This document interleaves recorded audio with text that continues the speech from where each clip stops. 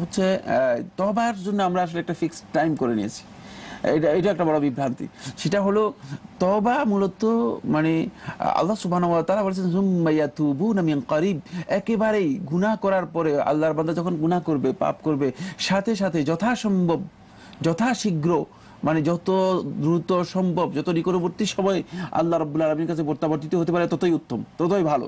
কিন্তু আমরা কি করি, গুনাহ করে যাই, পাপাচার করে যাই, করতে করতে করতে করতে এক পর্যায়ে যখন গুনাহ করার মতো কোনো শক্তি থাকে না, একেবারে অসুস্থ হয়ে পড়ে, যখন মানে মৃত মৃত অবস্থা হয়, মৃত্যুশয্যায় যখন চলে যায়, তখন আমরা তওবার জন্য মনে করি যে এটাই তওবার কার্যক্ষমতা থাকে না।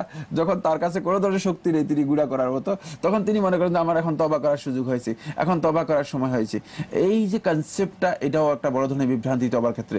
মানে এই ভাই অথবা বোন না, এই বোনের প্রশ্ন থেকে এই কথাগুলো খুবই ইম্পর্টেন্ট। এই জন্য বলছি যে আসলেই কেন তওবা থেকে আমাদের সমাজ তথা আমরা উপকৃত হচ্ছি না, এর একটি মাত্র কারণ একটাই, সেটা হচ্ছে যে আসলে তওবার কনসেপ্টের মধ্যে আমাদের বড় বিভ্রান্তি রয়েছে।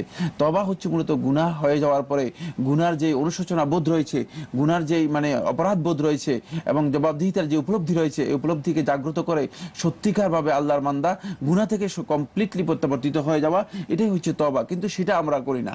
সেটা আমরা না করার কারণে যেটা হয়, সেটা আমরা একটা নির্দিষ্ট সময় নির্ধারণ করে নিয়েছি। একটা সময় আসলে আমরা মনে করি যে হ্যাঁ, এখন লোকটাকে তওবা করানো দরকার, যেহেতু এখন তার মৃত্যু হয়ে যাবে, অথবা এখন সে অসুস্থ হয়ে পড়েছে, তার যে কোনো সময় মৃত্যু হয়ে যেতে পারে, তার তওবা করানো দরকার। মূলত এটা বড় ধরনের বিভ্রান্তি।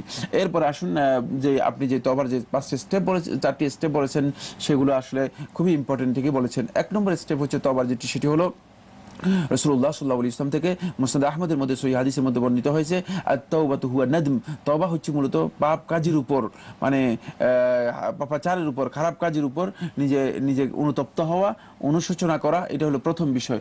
প্রথম কোনো ব্যক্তি কোনো খারাপ কাজ করার পরে তার মধ্যে অপরাধবোধ জাগতে হবে, তার মধ্যে জবাবদিহিতার উপলব্ধি জাগতে হবে, তার অন্তরের মধ্যে অপরাধের কারণে অনুশোচনা আসতে হবে, অনুতপ্ত হতে হবে যে আমি আসলে সত্যিকারভাবে একটা অন্যায় করেছি, পাপ করেছি।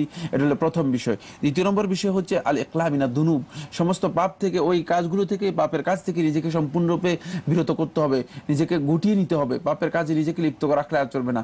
অপরাধও করবো, তওবাও করবো, তাহলে সত্যিকার অর্থে এটাকে মুনাফিকি তওবা বলা হয়ে থাকে। মানে এই তওবাটা হচ্ছে মুনাফিকদের তওবা। মুনাফিকরা মূলত মানে তওবা করে আবার পাপ কাজ করে, তওবা করে আবার পাপ কাজ করে, এইভাবেই তারা তওবা করতো। এজন্য এটাকে মুনাফিকি তওবা বলা হয়েছে। মূলত তওবা হচ্ছে পাপ কাজ থেকে কমপ্লিটলি, পরিপূর্ণরূপে নিজেকে বিরত রাখার সিদ্ধান্ত নিয়ে মানে এগিয়ে আসা। এটা হলো আল ইকলাউ মিনাদ দুনুব। তৃতীয় নম্বর বিষয় যেটা, সেটা হচ্ছে ভালো কাজের প্রতি খুব দ্রুত অগ্রসর হয়ে যাওয়া। মানে এখন তওবা করার পরেই সেই ব্যক্তিকে খেয়াল রাখতে হবে যে আমি তো আসলে নিজের জীবনে অনেক পাপাচার করেছি, অনেক গুনাহ কাজ করেছি, যে গুনাহ কাজগুলোর কারণে আমি আল্লাহ রাব্বুল আলামিনের কাছে এখন আজকে লজ্জিত, নিজে অনুতপ্ত, অনুশোচনা করছি। সুতরাং সেক্ষেত্রে ভালো কাজের প্রতি নিজেকে দ্রুত দাবিত হতে হবে, এগিয়ে যেতে হবে, যত বেশি সম্ভব ভালো কাজ করতে হবে। 4 নম্বর যে পয়েন্টটি, সেটা হচ্ছে যদি তওবার বিষয়টি বা অন্যায়ের বিষয়টি, গুনার বিষয়টি যদি হকুল গায়র, অন্যের হকের সাথে সম্পৃক্ত হয়, অথবা হকুল ইবাদের সাথে সম্পৃক্ত হয়, বান্দার হকের সাথে সম্পৃক্ত হয়, অন্যের হক যদি এর সাথে জড়িত থাকে, তাহলে তার হকটুকু আদায় করে দিতে হবে। যেহেতু এটি মাজলামা, এটি মানে হক হিসেবে তার উপর, পাওনা হিসেবে তার উপর থেকে যাবে, কিয়ামতের দিন পর্যন্ত এটি পাওনা হিসেবে থেকে যাবে। সুতরাং এই পাওনা পরিশোধ করে দেয়া, মানে যে যদি আপনার কাছে অথবা আমার কাছে কোনো ধরনের অন্যায় পাওনা থেকে কেউ থেকে যায়, কারো পাওনা থেকে যায়, তাহলে সেই পাওনাটুকু তাকে পরিশোধ করে দেয়া, এটা হচ্ছে 4 নম্বর স্টেপ। এই স্টেপসগুলো যদি কোনো ব্যক্তি সত্যিকার অর্থে বাস্তবায়ন করে থাকে, তাহলেই সেই ব্যক্তি সত্যিকার তওবা থেকে উপকৃত হতে পারবে, এবং সেটাই হবে সত্যিকার তওবা। এবং এই তওবাই মূলত আল্লাহ সুবহানাহু ওয়া তাআলা কোরআনে কারীমের মধ্যে বলেছেন, ইয়া আইয়ুহাল্লাযীনা আমানু তুবু ইলাল্লাহি তাওবাতান নাসুহা, হে ঈমানদারগণ, তোমরা আল্লাহ রাব্বুল আলামিনের কাছে তওবা করো, একেবারে খালেস নিরঙ্কুশ তওবা, যে তওবার মধ্যে কোনো ধরনের মানে কোনো ধরনের কলুষতা নেই এবং কোনো ধরনের কপটতা নেই, কৃত্রিমতা নেই।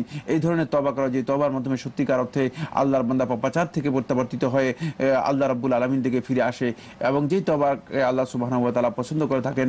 রাসূলুল্লাহ সাল্লাল্লাহু আলাইহি ওয়াসাল্লাম তওবার হাদিসের গুলোর মধ্যে স্পষ্ট করে বলেছেন, আল্লাহ রাব্বুল আলামিন বান্দার সবচেয়ে গুরুত্বপূর্ণ একটি কাজে সবচেয়ে বেশি খুশি হয়ে থাকেন। যে কাজের মধ্যে আল্লাহ রাব্বুল আলামিন সবচেয়ে বেশি বান্দার কাজে খুশি হয়ে থাকেন, সেই কাজটি হচ্ছে বান্দা যখন আল্লাহ রাব্বুল আলামিনের দরবারে তওবা করে প্রত্যাবর্তিত হয়ে আসে, ফিরে আসে, তখন আল্লাহ সুবহানাহু ওয়া তাআলা বান্দার প্রতি সবচেয়ে বেশি